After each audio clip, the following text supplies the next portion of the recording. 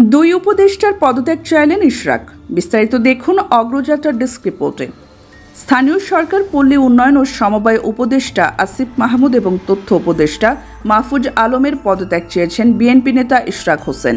বুধবার সামাজিক যোগাযোগ মাধ্যম ফেসবুকে দেওয়া এক পোস্টে এ আহ্বান জানান তিনি। পোস্টে ইশরাক হোসেন লেখেন, গণতান্ত্রিক ভাষায় রাজনৈতিক শিষ্টাচার মেনে যৌক্তিক কারণে উপদেষ্টা আসিফ মাহমুদ ও উপদেষ্টা মাহফুজ আলমকে অন্তর্বর্তীকালীন সরকারের সকল দায়িত্ব থেকে পদত্যাগের আহ্বান জানাচ্ছি।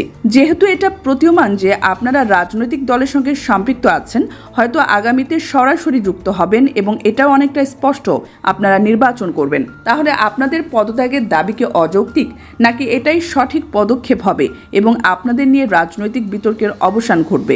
ইশরাক আরও লেখেন, আপনাদেরই নাহিদ ইসলাম যে দৃষ্টান্ত স্থাপন করে গিয়েছেন সেটাই অনুসরণ করুন। উনি চাইলে হয়তো আরও কিছুদিন মন্ত্রিত্ব করে তারপর এনসিপিতে যেতে পারতেন।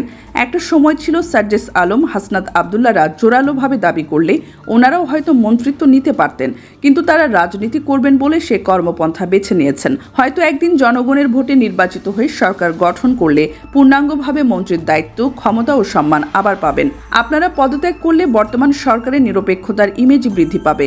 এখনও মনে করি সরাসরি রাজনীতিতে যোগ দিয়ে দলীয় ও সাংগঠনিক কাজ করে অভিজ্ঞতা অর্জন করতে পারলে দেশ ও জনগণকে আপনারা আরও ভালো কিছু দিতে পারবেন। আর ক্ষমতা ধরে রাখলে আপনাদের দলের লোকজনকে বিশেষ সুবিধা দিতে হবে।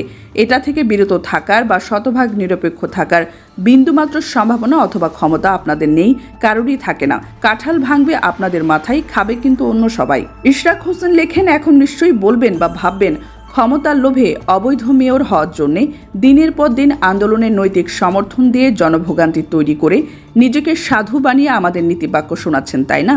আমি নিজেও কি কম সমালোচনার শিকার হয়েছে এটি করতে গিয়ে, কিন্তু আমার আর কোনো উপায় ছিল না। আপনাদের যে ভুল পথে পরিচালিত করা হচ্ছে সেটা জনগণকে বোঝানো দেশের জন্য প্রয়োজন ছিল এবং আজ অবধি আমাকে বাধা দেওয়ার কাজটি যৌথ সিদ্ধান্তে হচ্ছে। এটা মিনিমাম রাজনৈতিক বোধ সম্পন্ন মানুষ বোঝে, কিন্তু আমি বলবো এটা ছিল ওনাদের ভুল পলিসি। ব্যবহার হলেন আপনি আসিফ ভুইয়া। আইন আদালত মেনে নিতে না পারলে কোথা থেকে দেশ সংস্কার শুরু হবে? তারপর যত ইচ্ছা সমালোচনা করতেন, দেখতেন আসলে কি করি। এখন পূর্ণাঙ্গ প্রক্রিয়া আমাকে সম্পন্ন করতেই হবে। বন্দোবস্ত তো আগেরটাই অনুসরণ হচ্ছে, আরও পাকাপোক্ত করা হচ্ছে বললেও ভুল হবে না। আপনাদের পদত্যাগের দাবি থেকে সরার কোনো সুযোগ নাই। আপনারাই বা কেন থাকতে চাচ্ছেন বলে উল্লেখ করেন ইশরাক হোসেন।